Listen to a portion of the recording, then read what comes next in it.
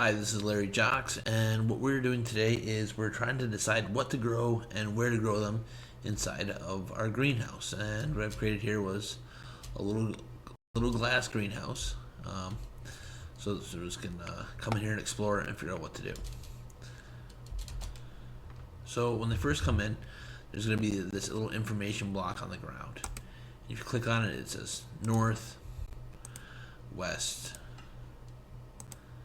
south, and then the last one's east. Up here it says, welcome to the greenhouse. Today we will be planting the plants and flowers that we picked out of our catalogs. I'll have students be going through different catalogs that I'll bring in so they can look at the different types of varieties that are available, the seasons in which they start, how many days to harvest, planting depth, and spacing. And they can choose what they would like to see in their hoop house or in their greenhouse someday.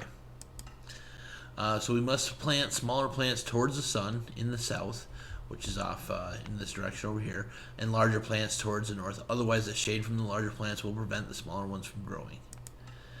By planting things appropriately, your grades will blossom. So we have some idea of how the students are going to get graded, basically by having successfully planted. So we can right-click to open the door, and we're going to come in here, and each of these boxes we're going to find want a little information about it.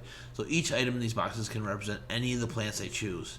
And so for example, in this box, we have some grass, birch saplings, cactus, birch leaves, a fern, and then in the following box, we're going to have some roses and yellow flowers, and so on.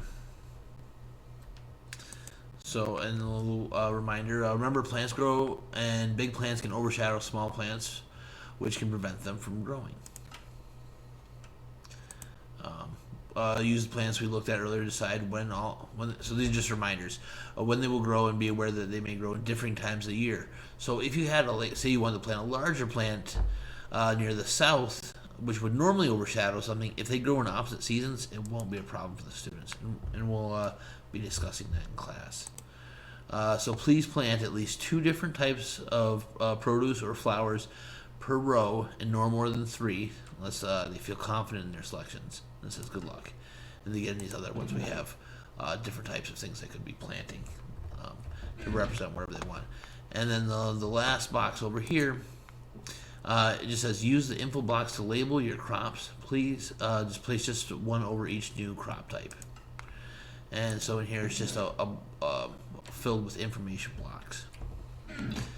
So what they could do is they could grab some of these, some grass, a fern, some birch leaves, and we're going to keep on moving down here. So we had a visitor just a minute ago. That was nice. So rose and a yellow flower. So basically what they're going to do is they're going to jump up on one of these rows. They're going to select their, we'll say some roses here they plant. Some roses. And so this is all going to be based on the information they collect from their catalog. What goes where, and why they, and basically later they're going to have to defend why they put things in the different areas. So they'll have an opportunity to do that. Both in the game. So in the games, we got a row of these. We can call this red Russian kale, and so we'll click. Oh, we need an information block. So we're gonna go over here. We're gonna. Oh, we're not gonna destroy that. We're going to grab. Oh, I guess we did destroy it. But basically, we're going to grab an information block, and we're going to just place it right over top of one of these, and so it'll say what's growing there. And by doing that, actually, I think we can just go E, this.